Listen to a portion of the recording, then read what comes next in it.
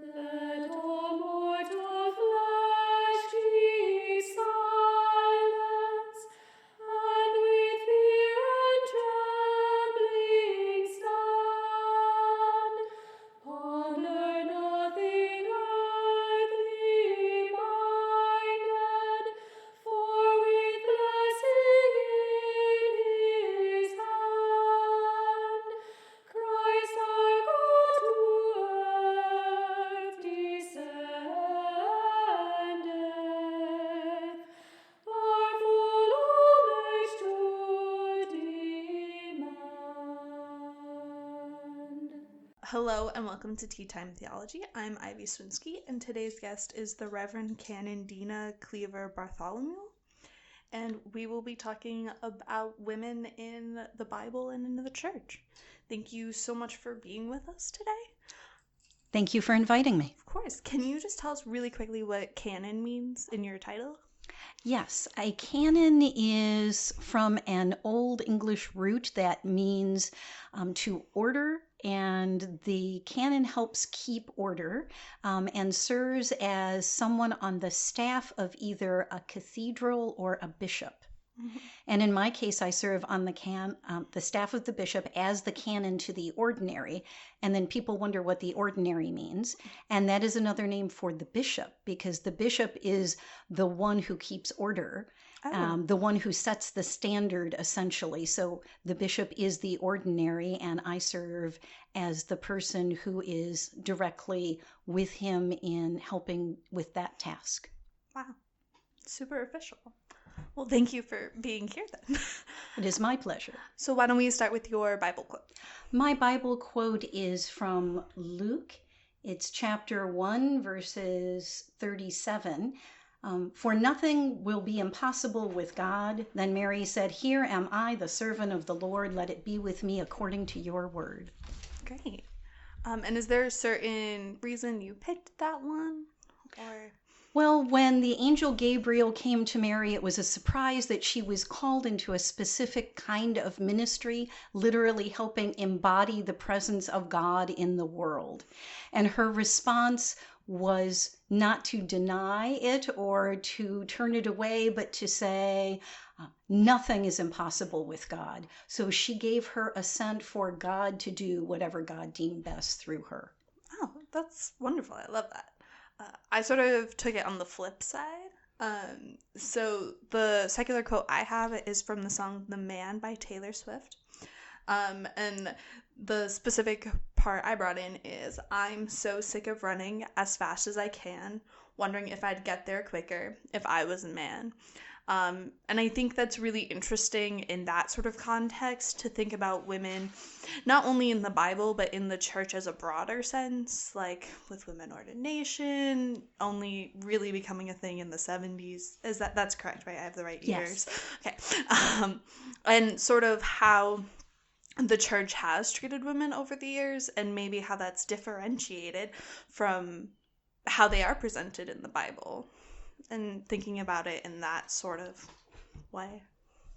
Well, women in the church and women in the Bible are obviously related, Yes. but in different eras in the church and in different times in the Bible, there are very different perceptions of women and presentations of women and of what they're allowed to be and do. Mm-hmm. And we always keep in mind that what women actually lived is distilled into the Bible, and it's edited by many people before we encounter the written text. Mm-hmm. So that means there's usually a much vaster array than what we see, because this is something that has gone through thousands of years, especially when you go back in oral tradition in the Old Testament. Mm-hmm. And as many editors do, they keep the parts they like and not the ones they don't, although they leave traces often of alternate stories. And sometimes it's those little nuggets that help us realize there is a much broader role for women than is often presented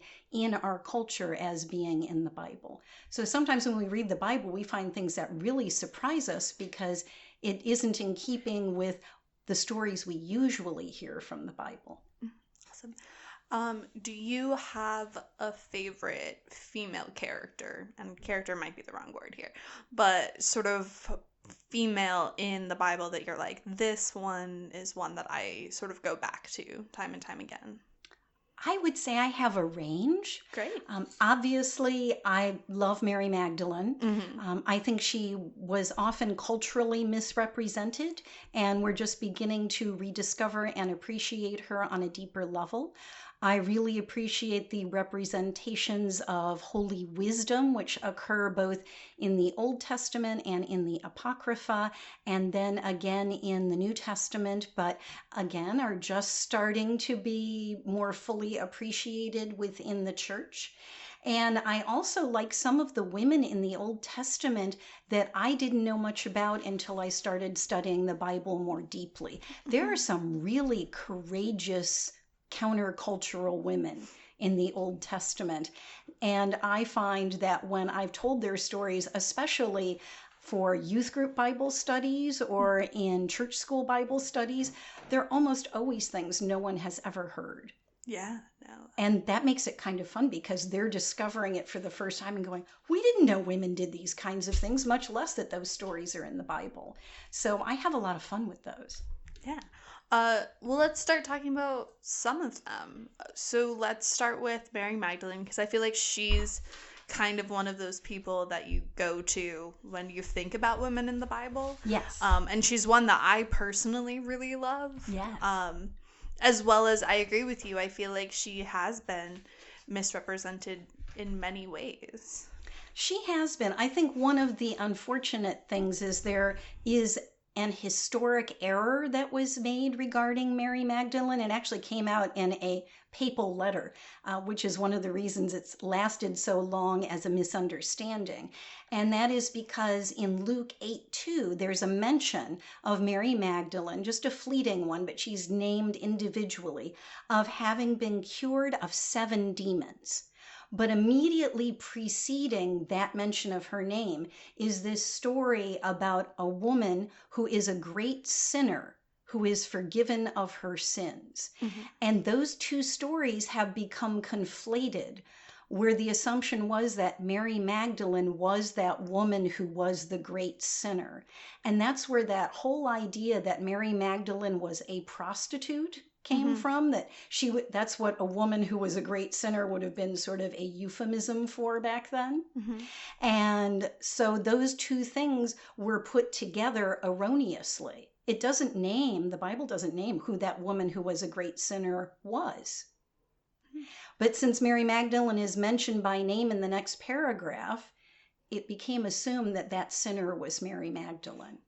And so all the portrayals of Mary Magdalene as a prostitute are sort of loosely based on this misinterpretation. There's no evidence anywhere that Mary Magdalene was a prostitute. So it really has been a disempowering story for Mary Magdalene. What Mary Magdalene should rightly be known for is 2 other stories, one in Matthew 28 and one in John 20, and those are both resurrection stories. And in both of those cases, Mary Magdalene encounters the risen Christ. And she is the first one to encounter the risen Christ. I mean, one of the best stories is John 20, the Easter story, because that's where she encounters him and has quite a conversation with him. And in that story in particular, Jesus tells her, go and tell my brothers. And for us, what we learn is that in Greek, the term apostle means one sent. So when he sends her, when he says, go and tell my brothers, she becomes the first apostle of the risen Christ. She is the one commissioned by the risen Jesus to go and tell the good news of his resurrection to the male disciples. And she does just that with the famous words, I have seen the Lord. And she tells them exactly what Jesus has told her to say. And she also, in a more abbreviated version in Matthew, has the same commission from the risen Jesus to go and tell his brothers, and she does that in Matthew as well. So that is the story she should be the most famous for. Yeah, definitely. What is the difference between an apostle and a disciple? Because there are a lot of people who consider Mary Magdalene not one of the 12 disciples, but a disciple of Jesus, right? Right. A disciple is basically a follower, a learner. So lots of rabbis had disciples because they would follow them and learn from them. That's why they call Jesus teacher, which is what rabbi means. And so anyone could be a follower or a disciple. And he called the 12 to be disciples. And in truth, he also sent out both the 12 disciples and then later 70 others, it tells us in Luke, to go and prepare the way for him to preach and to heal in various towns and villages. So they were apostles in that sense that Jesus sent them out to prepare the way. But a disciple can be any of us who choose to follow and learn from Jesus. To be an apostle means one sent by Jesus. So there's a fine distinction. And when we talk about the 12 apostles, we usually mean the ones who were sent by the risen Christ. And that happens at the end of Matthew in the Great Commission, Matthew 28, where he sends them out as the risen Christ to preach the good news to every nation and to baptize them in the name of the Father and the Son and the Holy Spirit. But that comes after the risen Christ has sent Mary Magdalene on Easter. Why do you think we have started to shift how we think about Mary Magdalene? Well, I think partly because we have more information, and with the emergence of the Dead Sea Scrolls, which was in 1945, but they're still being uncovered and translated. But they expanded the number of scrolls we had, which were translated by various scribes. And what one needs to remember is that they were always translated. And when you translate, you make editorial choices. And when you get copies of various translations, you get a bigger picture. And so we got some corrective and supplementary information, which helped us to have fuller documentation of the Bible stories. But we also have scholars who came in with a more open perspective, like looking at those two Mary Magdalene stories side by side and saying, wait, there's no mention anywhere of her being a prostitute. Where did that come from? And learning that inference was made long ago and then just carried forward without a lot of scholarly research. And also, we have women who are scholars now, who are able to participate in academics in a fuller way than they were quite a while ago. So I think all those things have helped make the understanding of who Mary Magdalene is grow and be clearer. We recently found Mary Magdalene's gospel, right? Like that sort of has become a thing. That's considered one of the non-canonical gospels, and by canon in that sense, we mean the rule or list. Again, it's back to having an order or rule of what made the final list of what we consider essential documents for salvation, as in the Old and New Testament. And those were way back at the councils in the 300s, so that we had that final list. We haven't added to the canon. So in addition to that, we found extra books, but they don't all meet the same standard. It isn't always clear where they came from or who the authors were or who translated them. So it's one of those interesting books we have, like the Gospel of Thomas and the Gospel of Mary, along with a number of other sort of intriguing finds, but we don't hold them to the same standard we do the Bible. Can you add things to the canon of the Bible? Not at this point. Is there any other things that we should think about when we think of Mary Magdalene? Like, is there this huge piece besides her not being a prostitute that we just miss out on? Well, there are a number of places in the Bible when it mentions the women, and usually they name Mary Magdalene. So the fact that a woman got named is exceedingly rare in the Bible, that she's consistently named in each gospel, that she seems to be, along with a small cadre of others, usually Mary, the mother of Jesus, and sometimes Mary and Martha and Johanna, that they get named as the women who are faithful, that they're the ones who are at the foot of the cross and stay with Jesus through his crucifixion and death, and go and witness where his body is laid. They're the ones who go to take care of his body, to prepare it with spices and ointments. They're the ones who are literally faithful to the end. And I think because Jesus expelled the 7 demons from Mary Magdalene, it seems to have been a life-changing moment for her, and she follows him faithfully as a disciple. And so her faithfulness, her bravery, her willingness to be an apostle, to speak the truth to the disciples, even when, at least in Matthew, they pretty much didn't believe the women because they thought, well, that just sounds too good to be true. Yeah. And understandably so. I think that our understanding of Mary Magdalene's courage and faithfulness is one of the things that we should carry with us. And her willingness to be a public witness. Yeah. Do you think that there is something important in the fact that it was the women that stayed with him till the end? Yes, because the men, and again, understandably so, were worried that with many Roman executions of leaders, they also rounded up the followers and executed them to send a message. So the male disciples mostly went and hid. That's why we hear that on Easter Eve in John, they were hidden behind locked doors for fear of the Jews. They meant the Jewish leaders who might come and round them up, as they had some previous Jewish revolutionaries, and executed them by crucifixion as well. And so the male disciples chose to hide. The women stayed at the foot of the cross with Jesus through his death. And that was a great act of courage. You talked about one woman in your listing who is a personal favorite of mine, Martha. Martha. Especially, there's that one instance where it's with Mary and Martha, where Martha's like, Mary's not helping get anything ready, like, come yell at her, and Jesus is like, but she's listening. And I always think that's such an interesting story, and I have very much simplified a more complex moment to like 2 sentences. But what is your take on that story? Because I always love finding out. Right. Well, there are 2 Martha stories, and they're really interesting and different, and I think they help balance one another.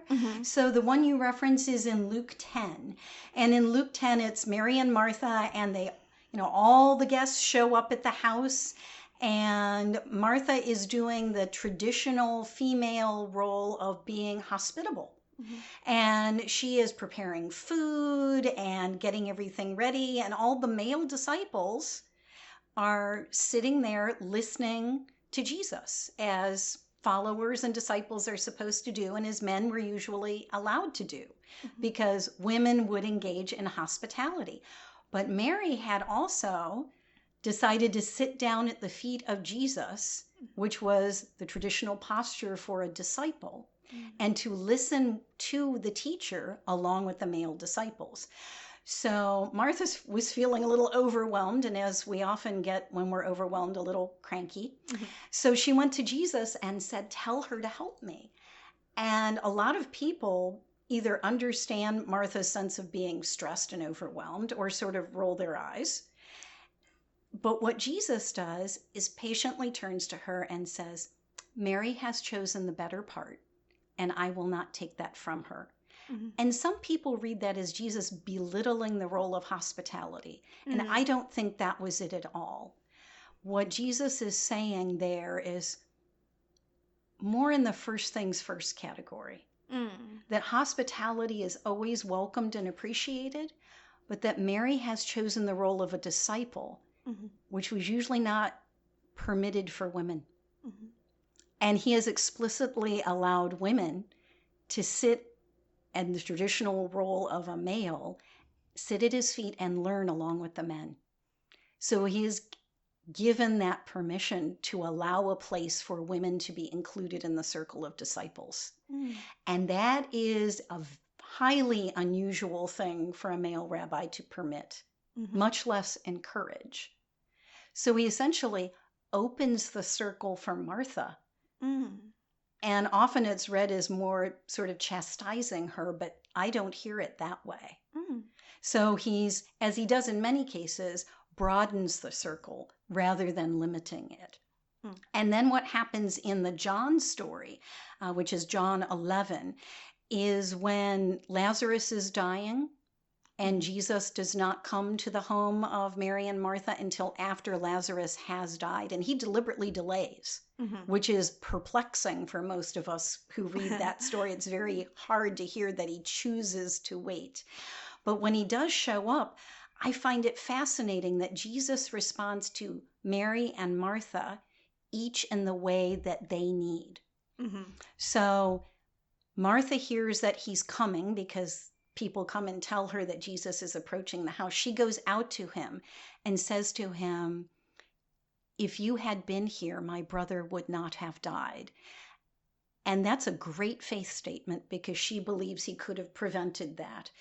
And then he says, "Yes, but he will rise again at the last day. Do you believe this?" And she makes this profound theological statement where she says, "Yes, I believe that you are the one who is coming into the world." So she says essentially, "Yes, I believe you are the resurrection and the life," because he makes the I am statement. I am the resurrection and the life. You don't have to wait for the resurrection because I am the resurrection. And it's one of those, the ego eimi, which is what the language, Greek language that we read God using out of the burning bush, the I am language that God uses to define God's self. Well, in John, Jesus uses that same God language to define himself. And she responds with a profound theological affirmation. So they have this theological conversation, which is just amazing. And then he goes to Mary and she needs a pastoral response. So she's weeping and he weeps with her. So he shows the flexibility to be theological with Martha and pastoral with Mary. And if you thought Martha was put off by Jesus's response in the first story, it's clear that she's willing to engage with him in sort of this, "You let my brother die" conversation. Yeah, she's willing to be angry at him. She is. And he's able to not only accept that, but to take it to another level, and she goes right with him. Which is also what the Samaritan woman does. Every time in the Samaritan woman's story that he shifts the conversation to another level, she follows him. So it's this sort of wonderful witty repartee that goes back and forth. It's contrasted with there's a Nicodemus story where Nicodemus can't follow Jesus at all because Jesus is being metaphorical and Nicodemus is being literal, and they just keep missing each other. And then you get this Samaritan woman who's first a Samaritan, so she's a foreigner, and then she's a woman, and then she's been married several times, so she's clearly outside the realm of acceptable. And they end up going back and forth in increasing levels of theological sophistication and spiritual understanding, and she keeps pace right with him. And Martha does a similar thing, so it's really fascinating. Jesus is open to doing that with women. Yeah, he's open to conversations happening. And he starts with wherever someone is, which I think is wonderfully invitational. It would be hard not to talk about Mary. Yes. She's kind Mary, of a big the mother one. of Jesus. Yes. She's kind of a big one. She is. What is your reading of Mary? What is your sort of idea of her? I think Mary had tremendous courage to say, essentially, "Let it be with me according to your word." To have an angel show up. I mean, the response every time an angel shows up in the Bible is that the angel has to say, either "Be not afraid" or "Do not fear," depending on your translation, because good heavens, that would be frightening for anyone to have an angel just show up. So Gabriel shows up, gives her this message which is extremely difficult to understand and perplexing even in its sense of, so how can this be when I am not married? How exactly is that going to happen? And he gives her some vague, "The Holy Spirit will come upon you and the Most High will overshadow," and she's going, And even if she doesn't understand exactly how that's going to work, she allows it to happen. She gives her assent. But what God does is permits her to give her assent. God does not force God's self upon her. God gives an invitation. This is what God wants. She says yes. Mm. And the sheer trust and bravery of saying yes to this really unusual, very unclear, open-ended invitation is just breathtaking. Mm-hmm. And then she goes and spends time with her cousin Elizabeth. So they go and do this female bonding over unexpected pregnancies with profoundly holy babies. Yeah. That's amazing. And there they are. And, John the Baptist, whom Elizabeth is carrying, leaps for joy in her womb when Mary comes, because ostensibly he recognizes that Jesus is in Mary's womb. So he knows he's in the presence of God incarnate, even as God is being incarnated. Yes. Oh, man. Yeah, and Elizabeth is another interesting character, especially between her and Zechariah. Yes. Their story is one of my personal favorite Advent stories, and the song of Zechariah that happens, I think, is really fascinating. Well, it's intriguing. Luke really seems to be very warm and receptive about stories to women. I mean, if you want a warm, fuzzy story in the gospel, it's going to be in Luke, because he likes those heartwarming people stories. Mm-hmm. They include women, though. Profound. Mm-hmm. He's just amazing in his capacity to do that. So what he does at the beginning is he literally silences the man. Yeah. And the story focuses on the women. So you get Mary, who has this solo appearance with Gabriel, and then you get Mary and Elizabeth and the time they spend together.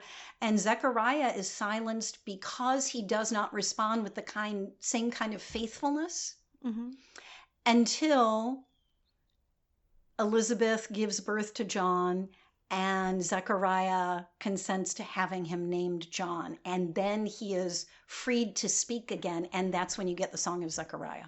And I feel like it would have been so interesting to see these two women try and raise these children. Yes. Because you're like, yeah, we know who you're going to be in 30 years, but like there still is that time where they're like children and do need to be some sort of shaping happening within there, right? Or is that just... Well, and keep in mind, we know who they're going to be in 30 years, but it wasn't clear at all that Mary and Elizabeth did. Mm-hmm. They had these holy babies with these great forecasts of being holy people, but no roadmap for how that would unfold or exactly what that meant. Mm-hmm.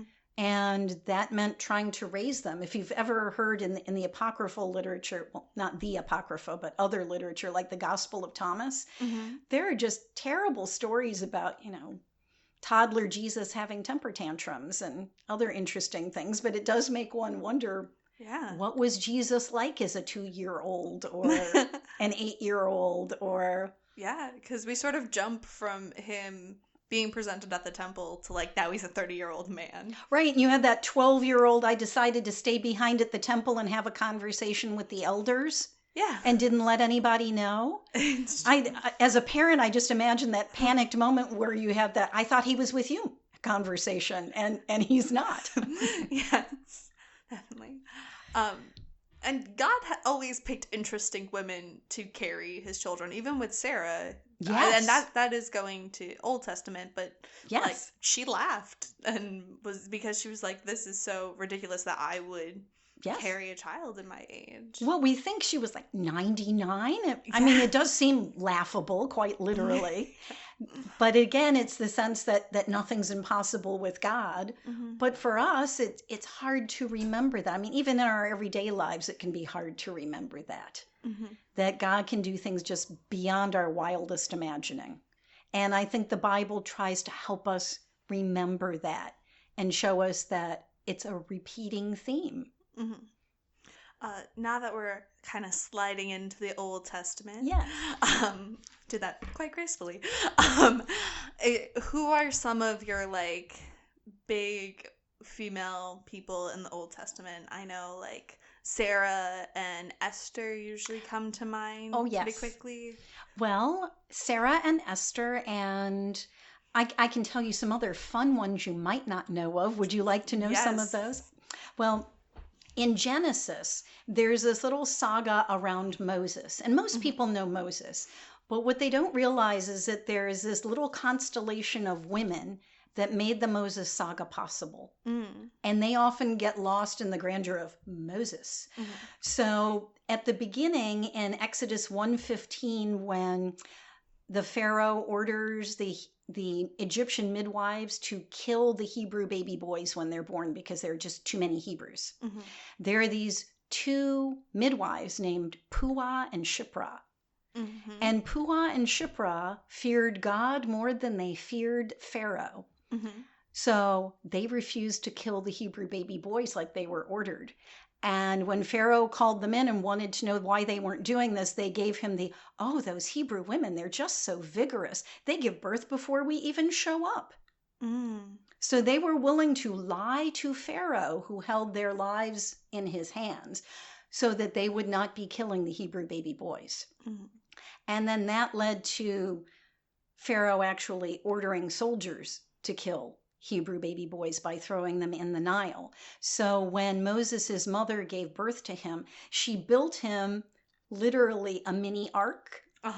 And she's made this basket, coated it with bitumen and pitch, so it was waterproof, put him in it, sent him down the Nile River. So if you think like the ark again, the imagery's right there, with his sister Miriam tagging alongside. And they plotted it so it would arrive in the reeds right when Pharaoh's daughter was coming down to bathe. So she finds the little basket with a baby in it. And she pulls him out and recognizes him as a Hebrew boy because Hebrew baby boys were circumcised. So she would have known he was a Hebrew baby boy. And she pulls him out. There's this baby.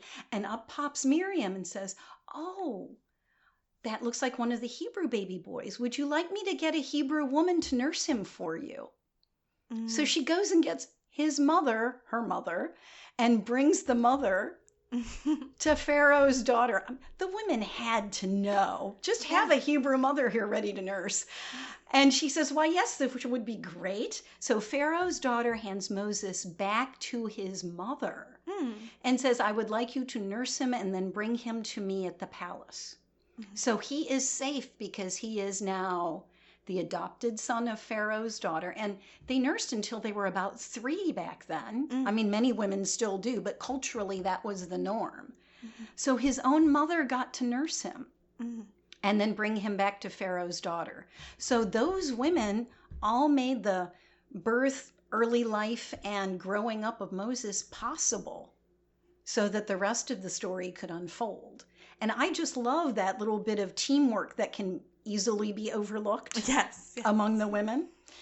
And then there's Esther, which many people know, and the fact that she risked her life to save the Jewish people from genocide because she agreed to appear in the presence of the king without being invited, which was punishable by death unless the king decided to extend the scepter to her, which he did, fortunately for all of us.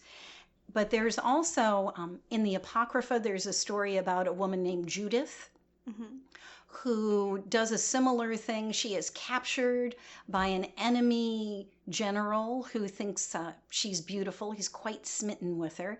And she agrees to go in and dine with him and have wine with him. And he gets really drunk and he thinks he's going to have his way with her. And instead he falls asleep drunk and she uses his sword to chop off his head and she puts it in her food bag and walks back out with his head. So she's eliminated the enemy general. Saving the Hebrew people again. And there's a similar woman named Jael. And Jael is in the book of Judges. And this is one of those fun stories, Jael and the tent peg. So the prophet or judge Deborah says to one of the brave generals, "You have to capture the enemy commander Sisera. But if you don't capture him because you're afraid of him, a woman will get the glory." And so the men don't chase him down. And this woman, Jael, sees this enemy general running. She knows who he is. She invites him into her tent to hide. So she hides him. He falls asleep. She takes a tent peg and a hammer, drives the tent peg through his head while he's sleeping, Oh my God. and conquers the enemy general. Wow. So there are these women who just do these amazing and sometimes like, wow, Yeah. things that we don't know about, that save God's people time and time again. And if it weren't for them, who knows? It's like Rahab the prostitute who saves Joshua and the spies. Yeah. You just never know all these women who become brave and do things to save their people. Yeah. That's amazing. So we've talked a lot about the women in the Bible who were kind of lit and awesome. Yes. So let's sort of shift a little, if that's okay. Okay. To women in religion and the church in the broader sense. Because if you go by the book, we're like killing generals and going crazy here.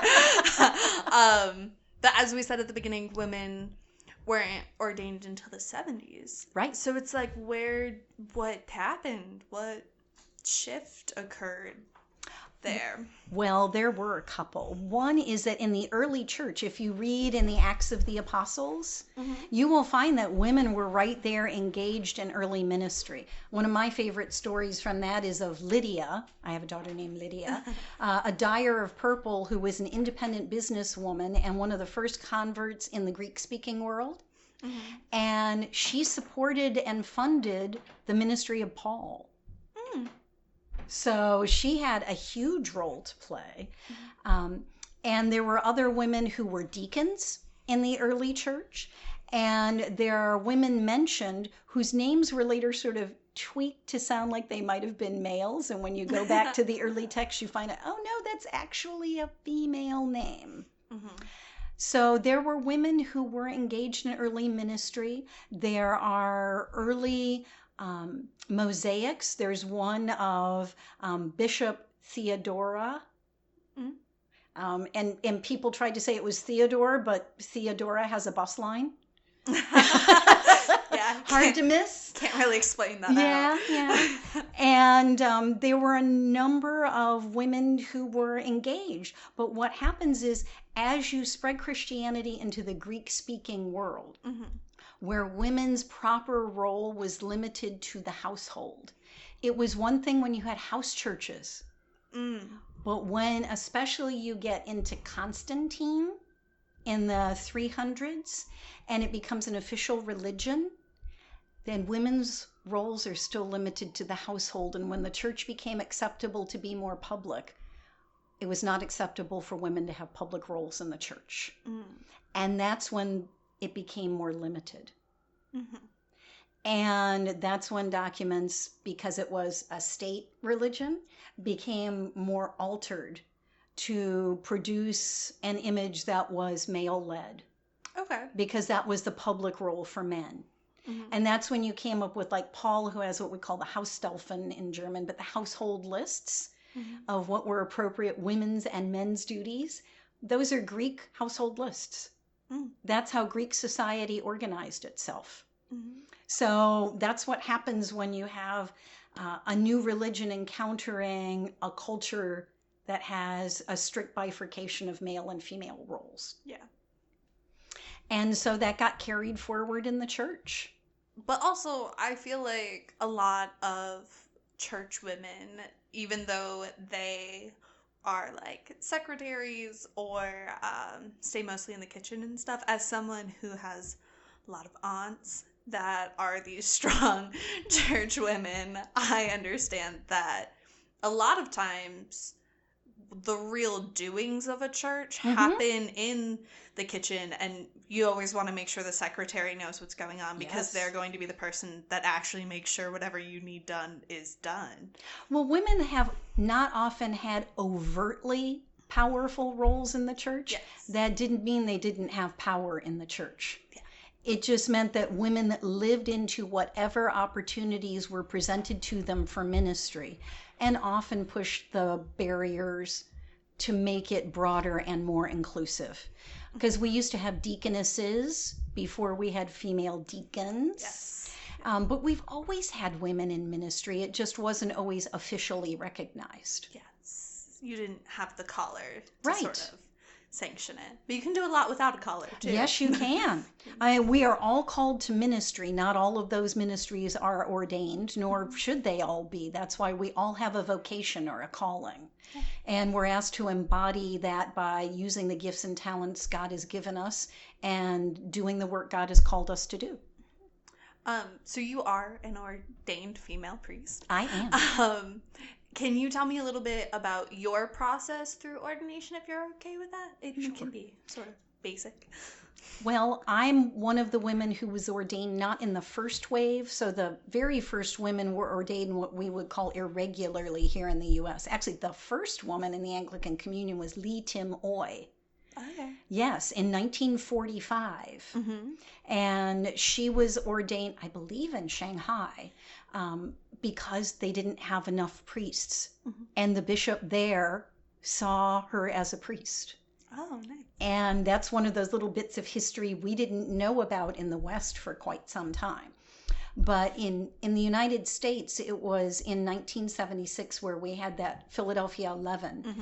And they were irregularly ordained, which means it was without permission. And 3 retired bishops did that. So they were going to be prophetic and brave, and they were retired. What were someone going to do? Fire them? Yeah, no. So they did that, and it was a bold move. And then that inspired the regularizing of their ordinations and the ability to allow women to be ordained, both as deacons and as priests. Mm-hmm. They had been deacons prior to that, but not priests. And it was a very slow process because even after that was approved simply by changing the pronoun, not by passing a separate amendment, just changing the pronoun to mean that he was all-inclusive in the ordination rite. It was still determined on a case-by-case case-by-case with each bishop.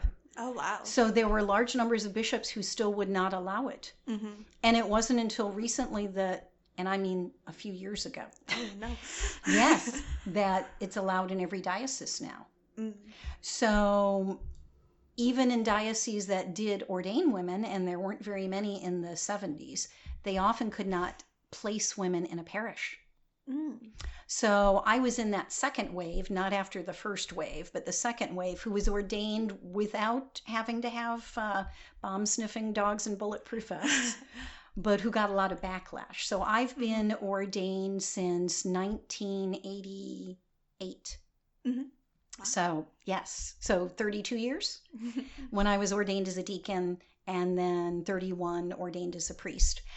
And I was allowed to be ordained, but not deployed in my diocese because they had great difficulty finding a placement for a woman.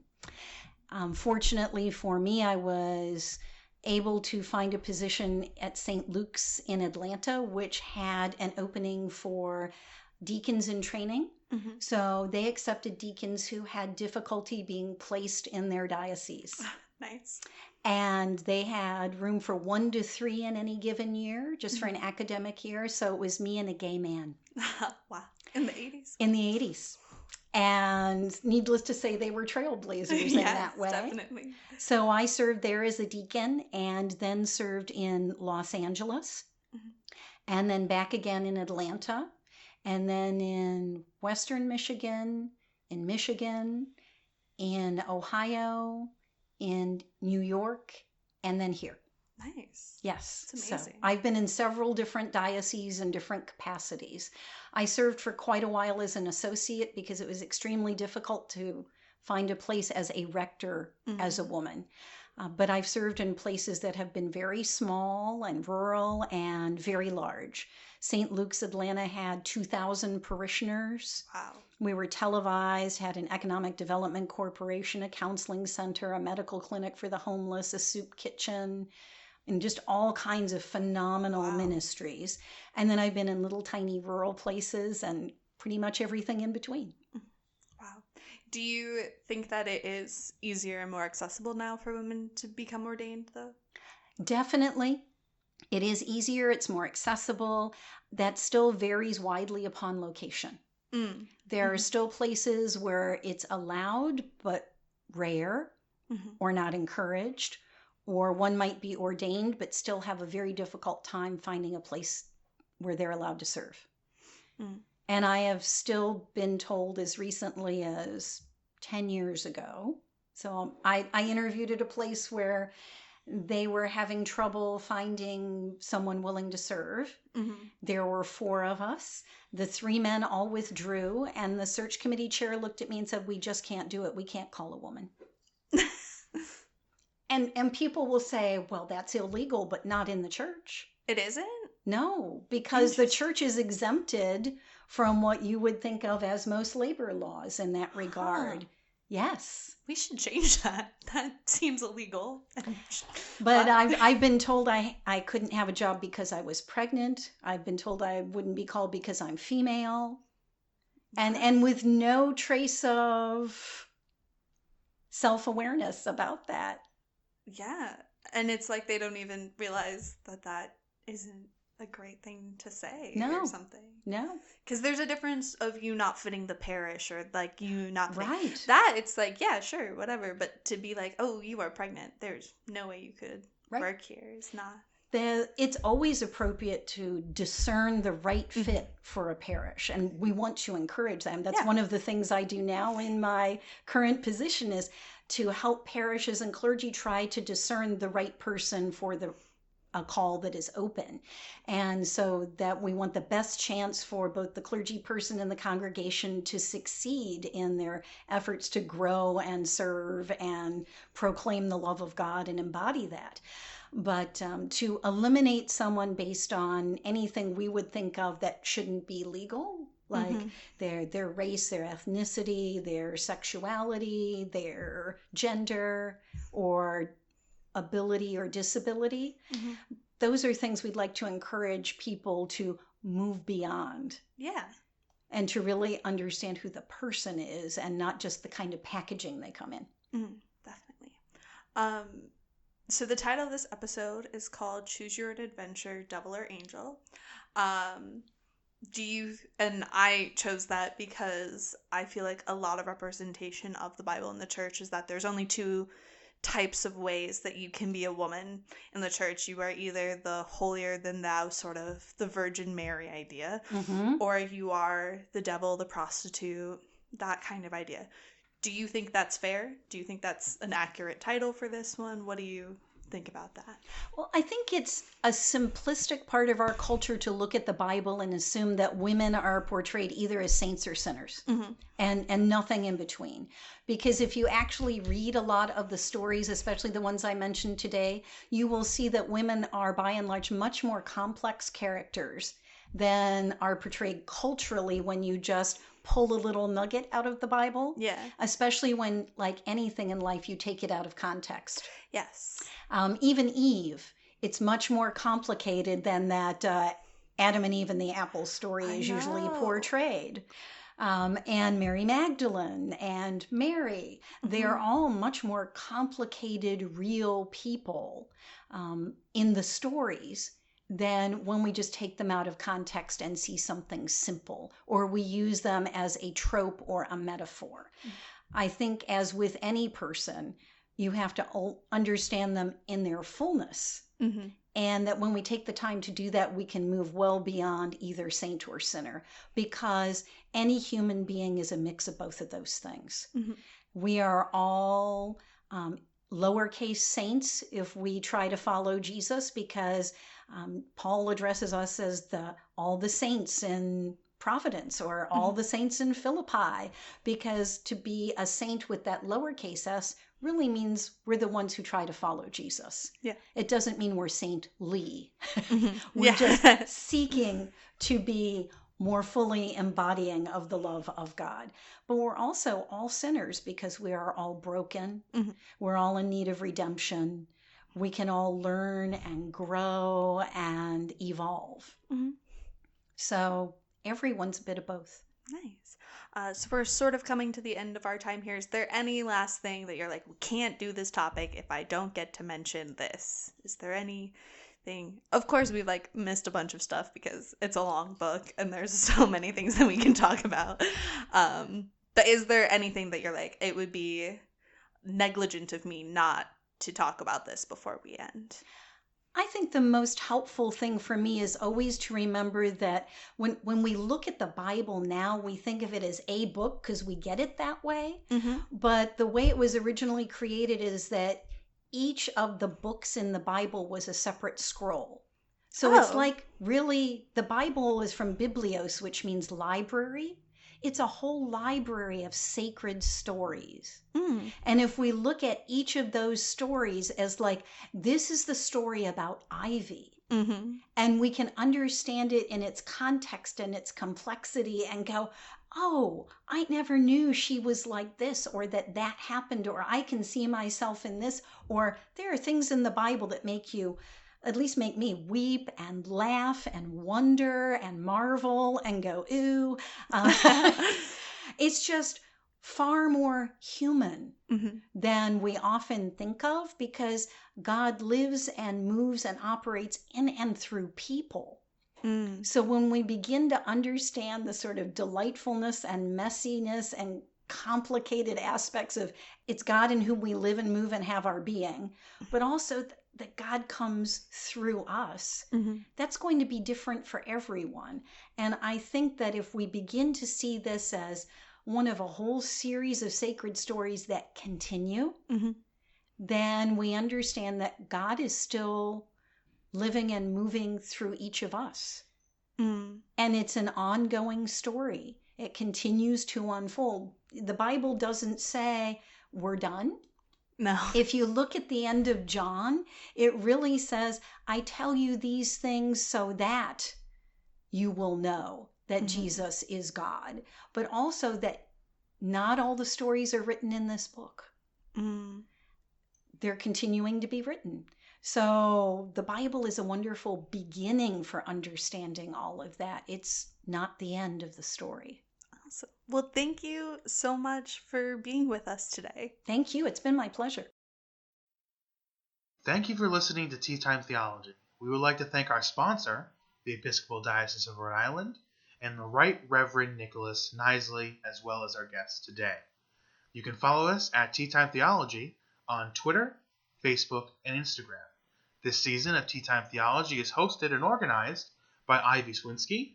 Our music is mixed and performed by Mo Ray Akande. The podcast is recorded and edited by me, Taylor Wilkie.